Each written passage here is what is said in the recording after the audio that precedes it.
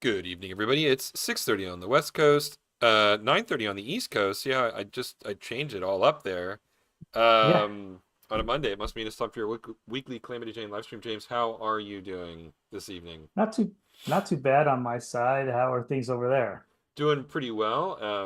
It is nice and rainy over here right now, so I'm very happy about that.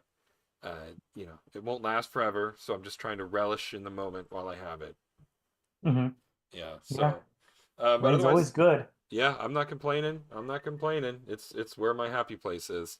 Hmm. Sipping on a little bit of Gentleman Jack tonight, and yeah, enjoying the cooler weather, and Yeah, no complaints. No complaints.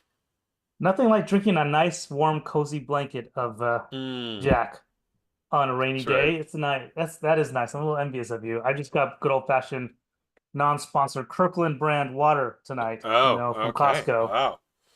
Jeez, taking it up a So I'll notch. drink to. That's crazy. Slow down there, Yeah. James. Yeah. So I'll tip my drink to you, but it's not the same. But maybe next week, maybe I'll bring something along to enjoy our stream. All right. Yeah. But speaking of which, I guess I'll jump in. Sounds good. I'll Sounds good. share screen and let's see what I'm working on this week. All right. So I was eyeing this, and I think the next shot will be working on Calamity, landing on the Warhog, and the Warhog Mm-hmm. getting really grumpy, and then leaving off screen and going into complete calamity of the bar. I think is the next step. Sounds good. So I'll keep going this direction, and yeah, see how it goes.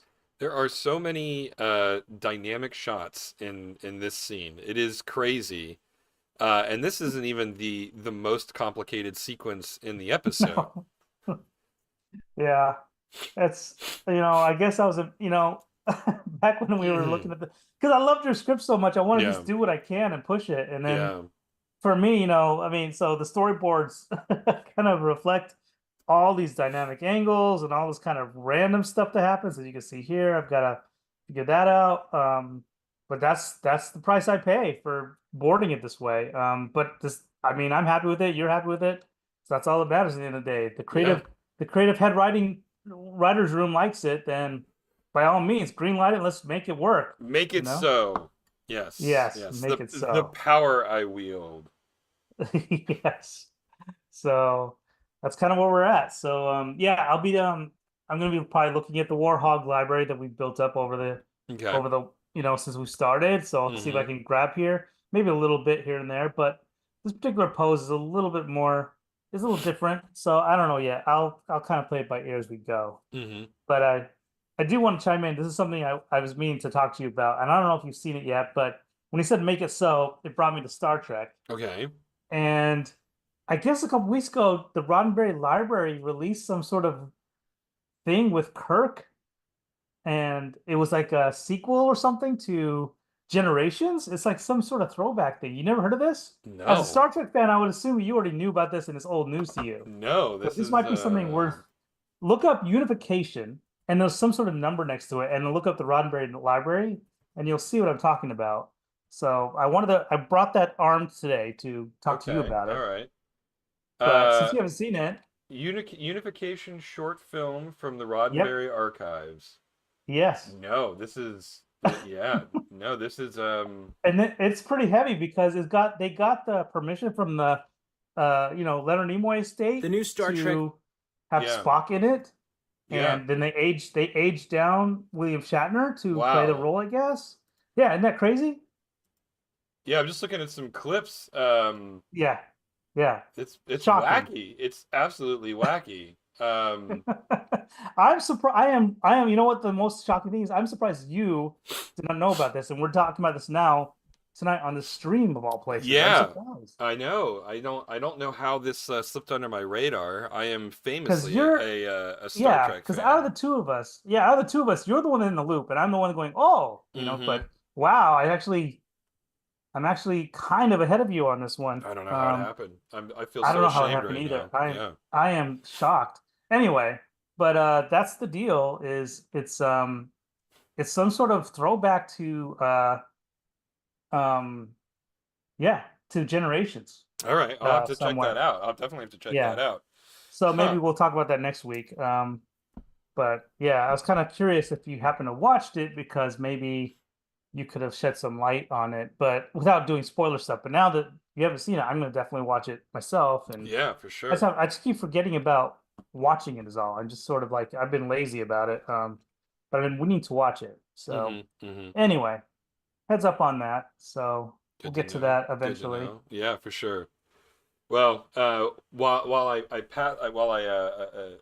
put that on hold until I get a spare 5 minutes to watch it. I anything crazy going on your end right now in terms of movies or whatever? See anything interesting recently? Yeah, Meet and I we went and watched Wicked Mm. last week. Mm-hmm. Um, and I was a little bit interested in this one too. I took Amita to go see the actual Broadway musical when it was here in LA, Mm-hmm. and I thought it was great. And I'm not a big musical fan, really. I don't see everything, but I will kind of pick and choose things here and there. The Wicked was one of them because I just like I find it fantastical and fun to even the Wizard of Oz as a kid. I thought that was interesting to watch and everything. So, um, yeah, so we saw the movie. It's great. It's really well done. It's the classic Hollywood blockbuster type of movie. Mm-hmm. I thought it lived up to its expectations. I know some people, and I think even Amita mentioned she thought it was a little bit long. I thought it was fine. I was completely caught up in the sets and the special effects and everything. So it kept my attention span the entire time, just looking at different stuff and like how they approach doing stuff. And of course, Jeff Goldblum's in it, Mm. and he plays himself. Um, and that's always I was just laughing every time he was on the screen. I think he's terrific. He Mm-hmm. just holds so much weight in any scene he's in because you want to see how he reacts to things. Either even with just any subtle movements that he does, I just find him hilarious. Mm-hmm. But yeah, I Mm-hmm. thought it was a excellent movie. Yeah, I would give it probably I don't know. We don't have any rating system here, but if you were to say like it'd probably be like maybe 8 out of 10 or so, 8.5, I would say. It's really good. Wow. Yeah. Yeah, I don't So, really like musicals. mhm, Never have, whether they're Broadway musicals or movie musicals or whatever. mhm. I I, I mean, I say that, and I think it has more to do with the fact that I don't like the music in musicals, because Uh-huh. I really did like Hamilton. But I really liked the Yeah. music in Hamilton. I don't, Okay. I've seen plenty of musicals, both filmed and on stage, and my biggest problem with them is I don't think the music's very good as a general rule. I'm not interested in the lyrics. I'm not interested in the topic, and and so it just never really appeals to me that much. As someone who is not generally a fan of musicals, is this something that I might like? Did you like The Wizard of Oz as a movie? No. Okay. I mean, Then you it's probably won't fun. like this. It's a classic, Mhm. I mean, I've seen Mhm. it because it's, I know you yeah, know, it's like blasphemy to say, oh, it's a terrible movie because it's because the historical, right. precedents that it's set at the But time. I didn't like it, Um, despite its relevance culturally and in movies writ large. But no, I was not a big fan of The Wizard of Oz, and I'm not a big fan of musicals. okay. Yeah, then I would probably, that's a tough one. I mean, you could probably just wait for it to go on streaming if that's the Mm-hmm. case. If you want to see it big, it is grandiose in scale and there's plenty of, really cool sets and stuff like that. Whether it's, some of this obviously digital, but some of that stuff looks pretty practical too. Like there's some pretty Mm-hmm. interesting stuff they did. At least I couldn't tell with my skeptical eye, like on some stuff. But there was definitely some practical sets. So they did a lot of set building and stuff like that.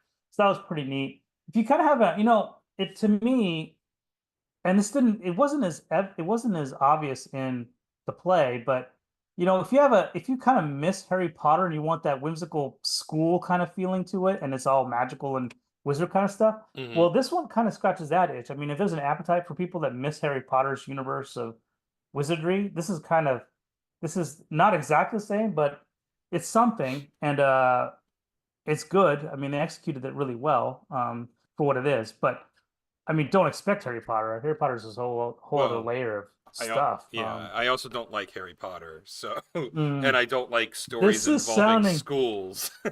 yeah, this is sounding more and more like this is not a good Eric movie. That For was the him. vibe that I got based on everything that I Yeah, know about Wicked and everything, yeah, you yeah. know. So yeah, I was like, I will probably avoid this movie, not because it's a bad movie, but just because it's this like in my checklist of how to make a movie I won't like, it just feels like it's hitting every single Yep, checkbox. So it probably is. Yeah, that's what it sounds like to me. So, yeah, skip it. Wait till it's streaming if you're even curious about it, and then also, yeah, yeah, also didn't isn't it like only the first half of the play? yes, yes. Mm-hmm. Uh-huh. On top of all that, yeah, it's long. It's like about 2.5 hours, 2 hours 40 minutes, in length. So you're in for a slog if you're in the movie theater to just sit there and if you're not enjoying it, you're going to get really bored. Mm-hmm. But again, like I said, for me, I enjoyed it for the most part. Like I said, I enjoyed all the effects and the sets and stuff like that. I thought it was fine. In general, what's funny for me is like for musicals, I kind of roll my eyes with them. I don't like them that much because in my particular taste when watching something narrative, I don't want to have random singing just kind of show up in the middle of nowhere. And it's purely an aesthetic thing for me. I just find it funny, like you're getting wrapped up in a very serious dramatic scene, then they erupt in singing, Right, for right, example. And it's like, right. so I kind of get out of it, but You know I that, still forgive it, and I still try to watch these type of things. yeah. So, I think that is one thing I like about Hamilton is it hmm, is music from beginning to end. There is no talking yeah, sequences. There is no yeah, suddenly breaking into song. The whole no, it's narrative is told through song, and I think that that consistency actually makes a difference for me because I agree with you. yep, I hate I hate it when they just burst into random song like that. It's really unappealing to me. It just completely yeah, breaks that immersion. And yeah. um and so yeah, so that might have something to do with it as well. Hmm. Yeah, I mean, I totally, yeah, I'm in the same camp with you when it comes to that stuff. But sometimes the tunes are catchy, and I kind of get out of it a little bit. And also, I think just being conditioned watching Disney movies because they're just animated musicals, especially the earlier ones. Mhm. I kind of have this kind of there's a forgiveness application in my brain where I will overlook stuff at a certain point, but I do have to but my more surface level looking and analyzing something is like, they're singing at this point. Why? I'd rather just kind Right, of get right. back. Yeah. But yeah, you're right about Hamilton. I think Hamilton's a great musical, and I think for those reasons is why because yeah, they're just pretty much rapping and or singing and doing stuff the entire time as part of the story. You can't separate them. You have Right. to just Right. yeah. So you're just taking it in. It's one of the true musicals out there. I would say, and it's considering how recent it is. I mean, it's pretty funny how I can't even think of any other musicals that do that where it's Yeah. constant all the way through. Yeah, it's just music for the whole play. Hmm. And uh and it's also a topic that I enjoyed. Right. Hmm. I think that the revolutionary period of American history is actually really interesting. And I thought that, Hmm. in addition to the music, which I really enjoyed, I thought it did a surprisingly good job of staying within the bounds of historical fiction in a weird way. Right. Hmm. Hmm. So it was a musical and it was obviously fictionalized, but a lot of what was depicted in the play wasn't that far off from reality, actually. Hmm. And so I appreciated that as well. It was a topic that I was interested in. Again, Wicked is working at a disadvantage because I don't really care about Yeah, the yeah. Wizard of Oz, right? Or the mythos around it. I never watched the Wizard of Oz and was like, gee, I wonder what the backstory for these characters are. Yeah, yeah, So, yeah. just a different boat. I mean, yeah. If you watch Wicked, it's kind of fun to. I mean, they add some interesting lore to Mm-hmm. stuff. I found it kind of funny that made the original. It just adds more to the original. But yeah, Wicked really the original. You feel like it's so superficial on a lot of in a lot of ways, and then you watch Wicked, then you get a whole bunch of lore and a lot more layering to it. So Mm-hmm. it's just a different. mindset when you're watching it. But yeah, I think being a fan helps. If you Yeah. don't care about the Tin Man or how he came to be or the lion or whatever, like, all that kind of stuff, then it's pointless. There's no, Yeah. just wait. Yeah. Yeah. You So how know, about you? Like anything n- interesting on your side that you watched recently? no, I mean, lots of TV. Obviously, I went through the Batman and the Penguin over Thanksgiving Hmm. break, but haven't really. I don't know. I haven't been to a movie theater in months. The last thing I saw in theater, I think, was probably Deadpool and Wolverine. Actually, that's how long ago Oh it my was. gosh. Yeah. Wow. And there's a Okay. couple of things that have come and gone that I've wanted to see, but just for whatever reason never got around to. I heard like the what was it? The Wild Robot was Hmm. apparently excellent. Yeah, I regret not And seeing that in the theater. yeah, and I feel like I should see Gladiator 2. I don't know. I don't know why. It wasn't something I was really looking for, but and there's been a lot of smaller independent movies that I sort of missed in theaters, and I'll pick up on the flip side now, I guess. But yeah, nothing really crazy. I've been rewatching Parks and Recreation of all things. Um, That's funny. I guess I've just been in a mood for mindless sitcoms. I rewatched all of Brooklyn Nine-Nine. I hadn't seen like the last half of the series, so some of it was just totally new to me. Um, and so I subscribed to Peacock. I guess this is how they get you. I subscribed to Hmm. Peacock to just watch those last seasons, and of course it has all of the great NBC comedies on there. Hmm. And I'm Yeah. like, oh, what the hell? I'll just like while I'm munching on something. These are like there's only 20 minutes. So it's not a huge commitment. And then before you know it, you end up watching like 6 episodes in a row. and Yeah. um and so I've just been watching that. I don't know if I'm gonna go all the way through it, but yeah, I rewatching old stuff for the most part. Not really Hmm. been, life has been pretty busy. I obviously have the full-time job now, and the last couple of months I've been out almost every night doing one thing or another. So I've not really had a Hmm. lot of time to really dive into to new stuff. It's just mostly things that I can watch in the background while I'm surfing the internet or eating food.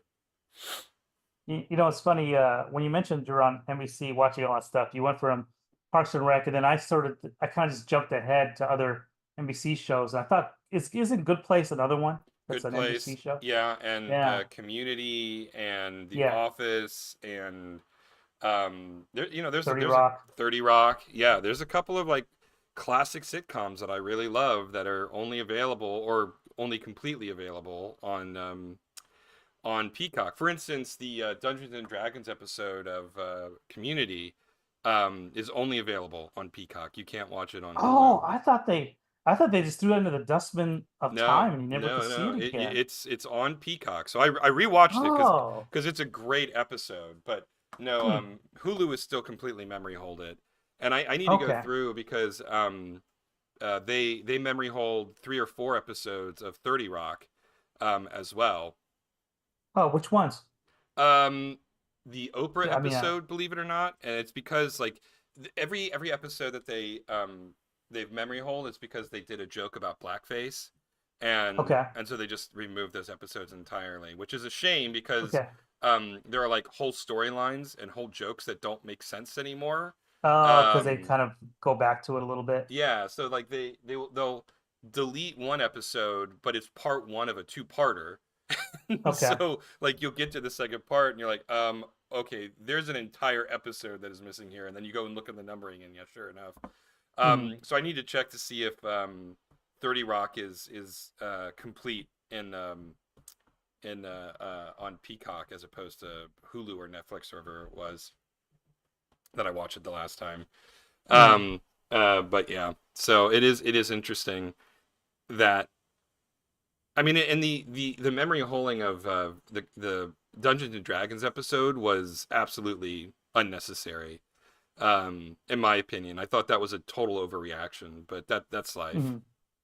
Hmm. Um, That's cool that you still watch them. yeah, yeah, on I Peacock I at thought least. all that stuff was memory hold, so you never could see them No, again and just really talk about them with friends over yeah, drinks or something. yeah, Because I remember that Dungeons and Dragons episode just off, the time I watched it, I thought it was hilarious. mm-hmm, but I don't remember. Yeah, I can't really remember much else. But they seem to have nailed the whole tropiness of D&D, and they kind of nailed the stereotypes and everything. It Mm-hmm. was pretty. It was a pretty funny episode. Mm-hmm. Yeah, Um, it was a great episode. It's one of the classics.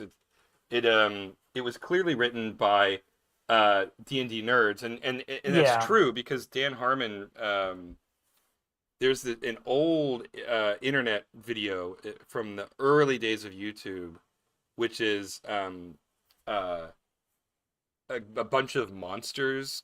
It's a CG cartoon, a bunch of monsters playing D&D, Uh-huh. um, but it's clearly voiced by teenagers, or what are supposed to sound like teenagers. And Yeah. it's just this sort of historical artifact of the early days of the video internet. Hmm. And I found out recently that that was written by Dan Harmon and performed by his improv troupe while they were in college. That's funny. Yeah, and so he definitely comes from a D&D background. He knows what he's talking about. Hmm. Um, Yeah. and it's a great episode. It's extremely well told, extremely well directed. I don't remember if the Russo brothers directed it or not. It's season 2, so they were still around. Hmm. Let me see.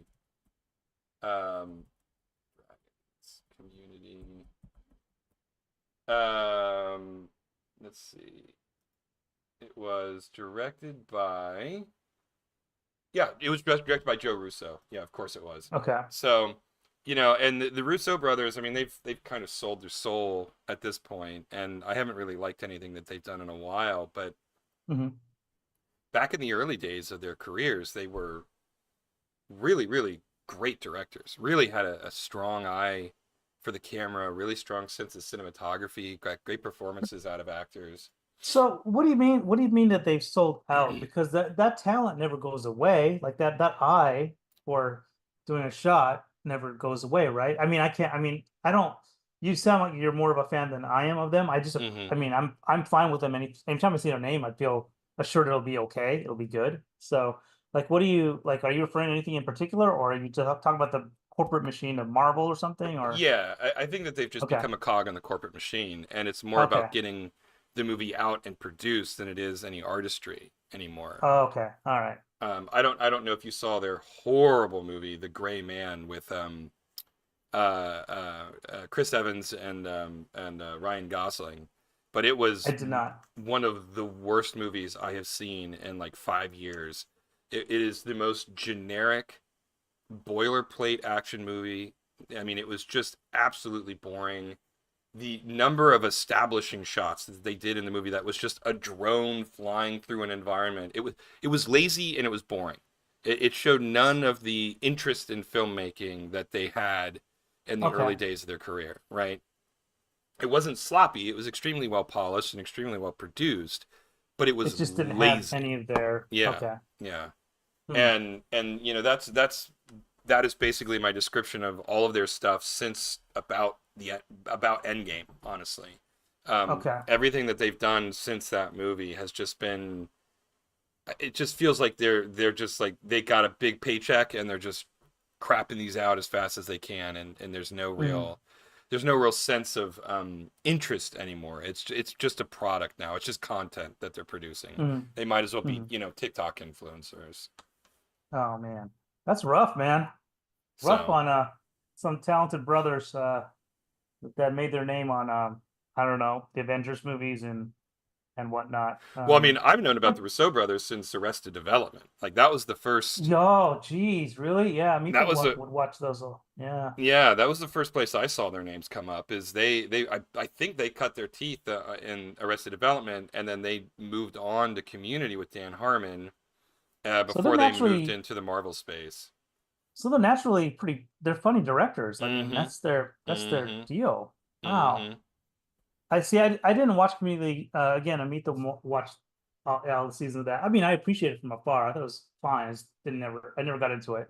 But yeah, that's pretty interesting that you saw them there, and then Mm-hmm. yeah, and then their track record after that was a lot of good sitcom kind of stuff. Yeah. Hmm. And Well, Captain America: Civil War. I know not Civil War, Winter Soldier. We don't have to go down this path again, but it's still oh my no, favorite of the please, Marvel movies. I please. mean, Come Oh on, man. man. That fight in the elevator is still my favorite Marvel fight in the entire franchise. There's no better fight sequence than that elevator fight in The Winter Soldier. Say what you will about Captain America and the fiction behind the character, but that fight in the elevator was awesome. Was that Captain America post roids or pre roids? Oh, post roids, of Of course. course. Of Yeah, course. yeah. That's all I need to know. And then it just completely just dulls the whole fight scene. That Just cheater. it's That cheater. don't watch it for the fiction. Watch it for the incredible fight choreography and the Oh stunts man. on display. Well, I mean, now I'm just gonna give. I mean, since you're ribbing me, I'm gonna give you a rib back because I mean, the Winter Soldier's in the new upcoming movie that whatever it's called, the Thunderbolts. So I mean, maybe there'll be a fight scene in there for you to Oh enjoy. yeah, You maybe. know. Except that I don't care about any of those characters. I mean, the Winter Soldier. That's his name. He's in that Captain America. That whole movie's made around him. The most Sure, boring sure, sure. Bucky, the most boring sidekick of all time, arguably. There he is. He's in another one with. He's lumped in with Thunderbolts now. Uh, yeah, but I'm hoping to talk you into going to see it. Then I could kind of laugh or snicker if you don't like it. I can't imagine that I would. Yeah, I haven't I liked a know. Marvel You're movie and I can't even remember how long. Yeah, you're too far gone now. You've given up Yeah, on the yeah. comic book stuff. Although you did see Wolverine and Deadpool and Wolverine. Yeah, You did lift your embargo. that felt like a cultural zeitgeist thing. I felt like I Yeah, didn't yeah, have a choice but to sure, watch that one, you know. sure, yeah. It is important to see that before all the jokes on the internet get out Hmm. there and ruins. Yeah, that's kind of true. So yeah, I'm trying to think of what else I've seen that's recent. But yeah, Wicked's pretty recent for me. Like, yeah, we've been kind of going out and seeing movies once in a while, every couple of weeks or so. Hmm. But The thing that I'm looking forward to, and it's only a few weeks away now, is Nosferatu, Robert Eggers' new mhm, flick. That comes out on yeah. Christmas Day, so I have no plans for Christmas Day. So that is my plans. I'm gonna go watch Nosferatu. That's what I'm gonna do. So you said the director's name, so you're familiar with the director? Yeah, he did The Or no? Witch, he did The Lighthouse, he did The Northman. Okay. This is his fourth movie. I think he's a phenomenal director. One of his big claim to fame is the amount of research that he puts into the movies that he makes. Mm-hmm. And so there is this authenticity to them that Mm-hmm. is really really apparent in the way that the characters perform, how their dialogue is written, the production design, the costuming, makeup, all of it is very very a lot of attention to detail. But then he still tells he's not so bogged down in the history that he doesn't tell a great story, right?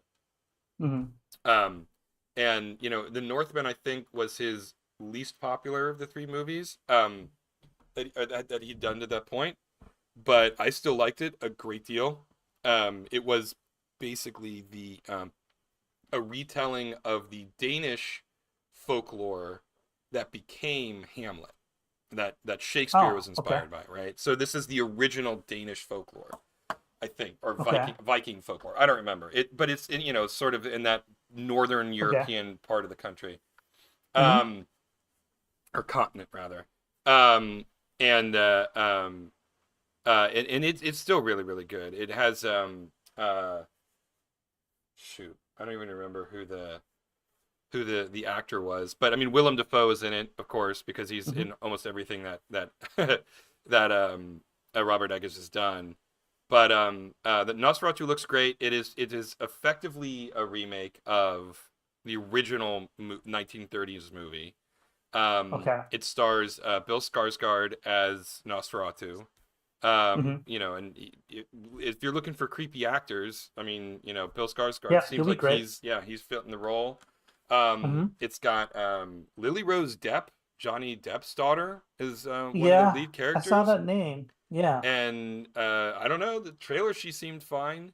Willem Dafoe is of course in it, and Nicholas Hoult is in it, who I also really like. So it got a Mm-hmm. quite a good cast, and I'm really really curious.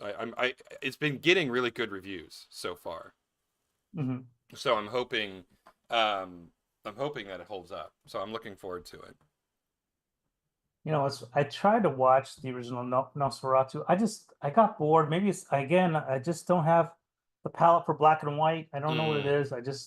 I got bored and I fell asleep. I would like to watch it. I know it's blasphemy to say that. I'd like to watch it again just to, for Yeah. historical reasons, but yeah, I just couldn't get into it. I love the monster movies, I do like a lot of those black and whites, but Hmm. yeah, for some reason, I mean, that one I just couldn't, yeah, I just couldn't hold my interest as much. Sadly, I mean, if I'm feel gonna bad about watch, that. yeah, if I'm gonna watch like old school silent movie horror movies, the one that I always go to is the Cabinet of Dr. Caligari, um, Hmm. by Fritz Lang. I think he's the one who directed it. That one is amazing, just an absolute masterpiece of sets and costuming, and it's just like it tells a really compelling story even without any sort of audio to speak of. Hmm. Nosferatu is great, but I'll be honest, aside from those few iconic scenes that everybody knows, Yeah. from those Hmm. movies, it's all right. It's not like, it is a classic in its lasting appeal, but it's not my favorite black and white movie for sure. Not even close. But I wonder if Nosferatu is going to have any speaking lines. Like in the original, mm, he was pretty much miming the entire time, right? He was just creepy and you yeah, know, yeah, yeah, yeah. yeah. I don't know. I'm curious. Based on some of the comparison videos I've seen where they take shots from the original film and shots from the trailer, right? It Hmm. looks like he's hitting a lot of the same beats that Okay. were hit in the original film. So it's Hmm. definitely not a complete departure from the source material. But I Okay. do hope it's not just A one-to-one translation. yeah, like when they did that Yeah. remake of Psycho. I think what was it? Gus Van Sant directed it? The one with Vince Vaughn Uh-huh. and Anne Hesh in it, and Uh-huh. Yeah. Julianne Moore, um, and William H Macy. Yeah, um, uh, that was a shot-for-shot remake of the original movie, and it's like, well, why did you? I don't understand. Why did you make this movie? Right? I mean, if you're Yeah. literally just going to do that, then there's no point, you know. But oh well. That's my one hope is that it's not just a complete just beat by beat reproduction of it. So Yeah, I don't understand why directors want to be so sacred to the source material. They might as well depart. I mean, why not? I mean, yeah, it's already been done. If it was already done perfectly the first time, well, then that's even more license for you to do something right, else and right. reinterpret it. I think there's a difference Um, from in my mind between like um what is it? Like what was the word that you used? Uh Sacred? Sacred. Yeah. There's a Hmm. difference between holding something sacred and being respectful, right? Like Hmm. Yeah. you can be respectful of the source material and then make it your own, put your own voice to it without Yeah. betraying the essence of what the original was. But you Yeah. also, but you know what I'm saying? Sorry, I'm losing my, Hmm. my, my thread here. No, but that's a fine line to walk though, is when you want to hold respect. I mean, like what? Yeah, that's it can be. I guess it's considered subjective because the easier route is to just match everything shot by shot. Like I think we talked about last week with Zack Snyder and The Watchmen. He just Hmm. went panel by panel, for the comic book from the comic books to do the movie. But yeah, but why? I mean, but he Hmm. was being what? So then the question is, was he being respectful to the material, or was he being just too sacred with it, and then he wouldn't want to do his own interpretation? I don't know. Then we see his own interpretation with other stuff, and I'm kind of happy that he did follow.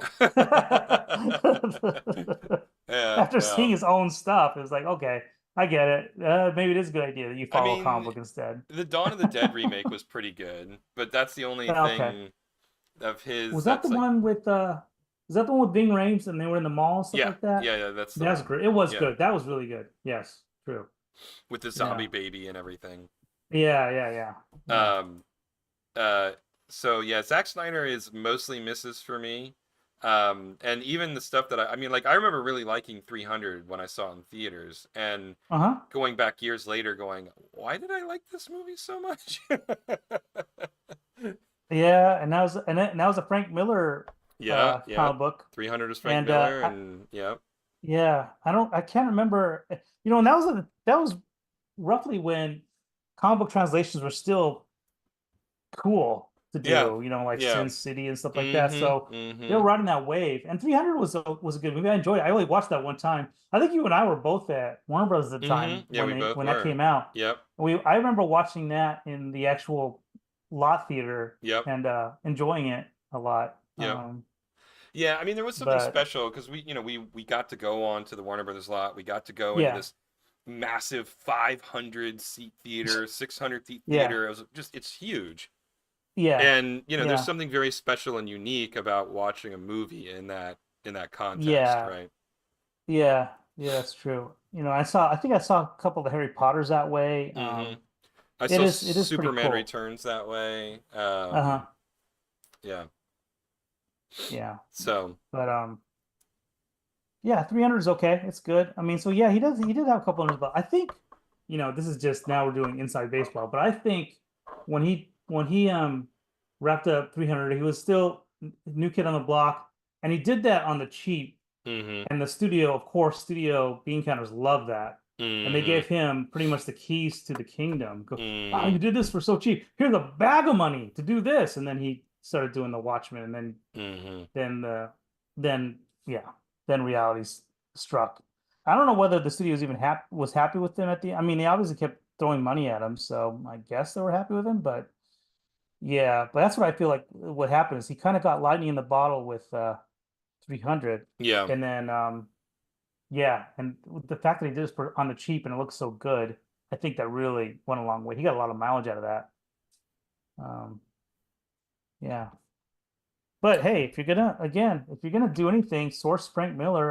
That's good. That's not a bad Yeah. I choice. mean, some of Frank Miller's stuff hasn't aged particularly well. Sin City certainly Mm. has not aged well. I haven't read in a while. Like, what is it about it that hasn't aged? Would you Well, say? the just the its perspectives on masculinity versus femininity, its perspectives Oh, okay. on it just culturally it is not relevant. In fact, it's pretty anachronistic um, Mm-hmm. in terms of the writing, and I think that it I don't know that it really has much of a place in our culture because our culture has significantly changed from where it Mm-hmm. was when he originally published those. The Mm-hmm. art is still phenomenal.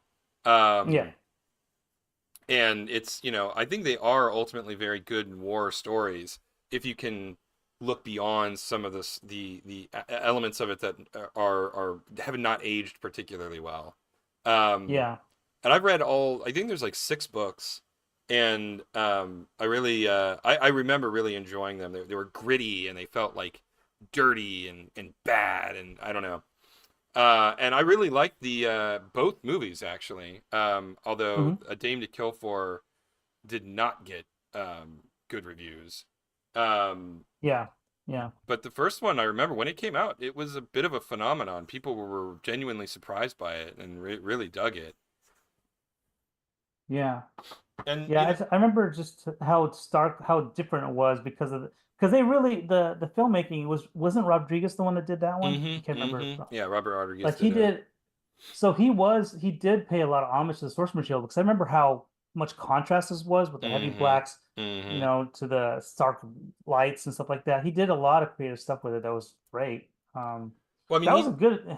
yeah, I mean, he really took it to the next level in terms of doing reverse shadowing and really like taking the blacks and whites from the comic book and Hmm. using computer generated graphics to reflect those types of contrast, right? So like like Marv will walk up against a wall and he'll be in silhouette and the wall behind him will be splashed Yeah, in yeah. white, right? And how Rodriguez used CG to create that effect because obviously that's not how light works in the real world.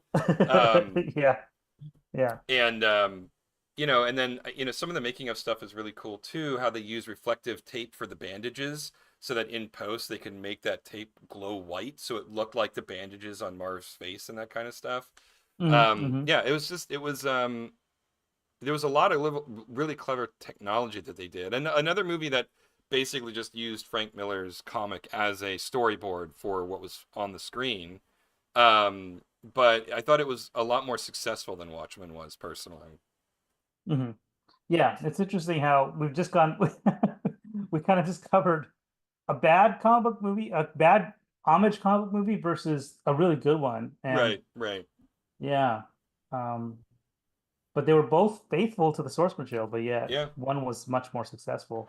I Um, agree. I don't know. I think part of it too is Sin City is so pulpy, and it's perfect to translate to movie screens as sort of a popcorn flick. And mhm, I really do think that Alan Moore is onto something though. Is sometimes things are written for the medium that they're written for, right? And mhm, Alan Moore and Dave Gibbons, they did Watchmen for comic books, right? Like that was the medium that they were writing for. And mhm. and I think just doing a frame by frame translation of Watchmen wasn't as effective as a result. Whereas Sin City is very pulpy, very superficial. It's it They is borrow enough, yeah, it is already yeah, very cinematic in the way it was written in the first place, right?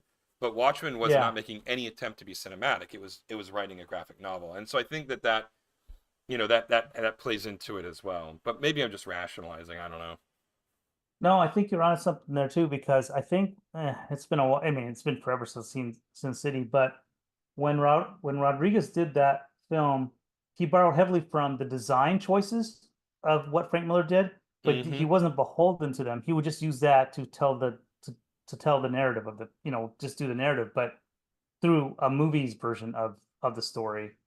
And then we would see iconic shots. Like I remember, like for example, Elijah Wood's character. I can't remember that creepy guy that he Oh yeah, plays in I don't that. remember. Yeah, I don't remember the name of his character, Yeah, but he was but there great in was, that. Yeah. but he was great. Yeah, the actor was great, but also he picked certain shots from the panels in the book, like where his spectacles are like white and White. then he's all in Yeah. silhouette. It's Mm-hmm. such an iconic scene, and he's like, I think he's Mm-hmm. framed by a doorway or something. I don't know. It's been so long, but he didn't like again. He wasn't beholden to every single shot, but he did pick his battles here and there. Mm-hmm. He'd pick his shots, and they were great, and it would help you go, oh yeah, this is from the comic book, and it was just enough. But that's what I remember. But maybe I could be having like rose-colored glass fond memory type stuff about that movie. For I that reason. I watched the first movie, which is Mhm, the Hard Goodbye uh, uh, uh, the Hard Goodbye shoot uh that yellow bastard, and then I mhm. don't remember what the third one was. Anyway, um I watched it a couple of years ago, and I still really enjoyed it. Yeah. I think it holds up for me at least. So, Mhm. and Yeah. A Dame to Kill For wasn't quite as good. I think people had kind of soured on, well, Rodriguez in the first place, but also sort of the Sin City franchise writ large by that point. And it sat on the studio shelves for like 3 or 4 years. I mean, it was done, Oh. wrapped in the can, right? All they had to do was distribute it, and it sat on Mhm. shelves for 4 years or something like that before they finally put it in theaters. And by that point, the luster on Sin City had long since gone away. Mhm. Mhm. Hmm. So, Yeah. and That's honestly, funny they said on. a Dame to Kill For isn't really the best of those stories anyway. Um, Mhm. it is actually one of the weaker ones. It's one of the reasons why Rodriguez didn't do that one initially. He did, books 1, 3, and 4, and didn't skip two initially. So, Yeah. Yeah. but Well, it makes me wonder, with with yeah, maybe it's fallen out of favor, but and then Miller's kind of done that with a lot of his more recent, his more yeah, later stuff is all yeah, kind of sketchy kind of stuff. And this is looking way too far ahead, but it makes me wonder if Miller, again, he's always going to be known for redefining Batman, and that was hmm all quote unquote safe, for the most part. But even his later Batman stuff is like, what the heck is he doing? Kind of stuff. Like I hear yeah, stories about yeah. The what he's the doing. the Dark Knight Strikes Again was weird. It was just an absolute fever dream. Yeah, yeah, And it would that's a perfect description. the layouts looked like they were written by someone on cocaine. Yeah. It was just or organized by someone on cocaine, and the art was very loose. Um, Hmm. and you could tell that it made it hard. I don't remember who was the colorist on this Dark Knight Strikes Again, but whoever the colorist was definitely had a lot of work cut out for them to kind of Oh boy. translate his really really loose line work and confusing layouts and to bring that to life. So Yeah. um, Well, kudos to them. yeah, yeah. And I think Brian Azzarello came back and he wrote like a third Dark Knight Returns book, which Okay. but I never read it though. So I don't Okay. know. I don't really know anything about it. I don't remember if it got like I don't remember if it got like favorable reviews or not. Hmm. But yeah, and Miller's done different stints. Like he did a stint called Batman and Robin or something like that. Batman. I don't remember exactly what it's called, but it was the Jim Lee did the art for it, Hmm. and it was awful. It was just awful. The writing was just it. Batman came off like an abusive stepfather to Robin over the course of the whole thing, and Hmm. every other word out of every character's mouth was "damn, damn this," and "damn that." And you're like, "What? Why? What is going on? Who's like Frank Miller?" Just I feel like he kind of lost his mind after a while. Yeah. Um, yeah, that's why I don't think you don't really hear people speak fondly about his more recent work as much. Sin City Yeah. was kind of like the last semblance of no, of cohesiveness with this stuff. I felt like to me, but again, I could be biased. I haven't been in comic books in a long time. I mean, maybe Mm-hmm. I'm missing out on something incredible, but even the stuff that Jim Lee did, like I'm not a big fan. Like I think I borrowed Hush from you. You Yeah. had the Hush Yeah. Yeah. Yeah. story. And I love Jim Lee stuff on X-Men. I didn't care for his Batman stuff at all. I just didn't. I didn't care. Like I know, like it felt like to me they Jim Lee timed it to help bring in a new villain, Hush, Yeah. um, and it was kind of underwhelming. Hush is not. I wouldn't consider him the pantheon of great villains for Batman. I think he's really boring, Yeah. Agreed. and there's nothing much to him. I mean, and they really tried to add the emotional, historical context with how he. I think he was raised with Bruce Wayne, all this kind of stuff. It Mm-hmm. just didn't resonate with me. And Jim Lee's, beautiful work on that was nice, but it was very superficial. Yeah. I didn't think it was a good pairing. So to hear that he actually was paired with Frank Miller and like that still didn't work, that's like, oh man, then Yeah. go back, maybe you should try another stint on X-Men again. That's where his, That his was where his prime bread and was. butter was. Yeah. Exactly. Yeah, So yeah. anyway, well, we've been going for almost an hour now here. Yeah. I think we're in a pretty good spot. I got all the key poses in here, so Mm-hmm. I'll keep going. Maybe I'll keep going next week. But yeah, we have the key stuff in here to at least work with, and he's almost animated for the most part. Mm-hmm. Yeah, so we're in pretty good shape. Cool. Yeah, so we can call it good for tonight. Very cool. Well, everybody, why don't you head on over to calamityjane.rocks? That'll take you to our Patreon site. Please consider subscribing and helping us make this cartoon a reality. You can also find us on YouTube and Facebook, which presumably you already have since you're watching this cartoon. And we do have an Instagram page. It's been pretty quiet for a while, other than just posting links to the stream. But once we figure out something to do with it, we'll do it. We'll do something fun with it eventually. Right now, it's just heads down on making the cartoon happen. Anyway, we will not be here next week. I am going to be on vacation next week, unless James, you're going to do a solo thing, and I'll then try. yeah, we'll see. And then the Monday after that is Christmas Eve. So I will be around, but I don't know what your schedule is. So this Okay. might be the last one for the year, guys. We don't know yet. We don't know. All right. Yeah, So we'll have to play it by ear, but probably yeah. I think that's what it sounds like. I mean, I might try to do solo hmm next Monday. I'll try to see if I can get something in. But yeah, if anything, yeah, I guess we'll see everybody next year. see you next year. Yeah, at the latest, we'll see you in the new year. All right, Hmm. everybody. Well, stay safe out there, and we'll see you next time. Good night. Right.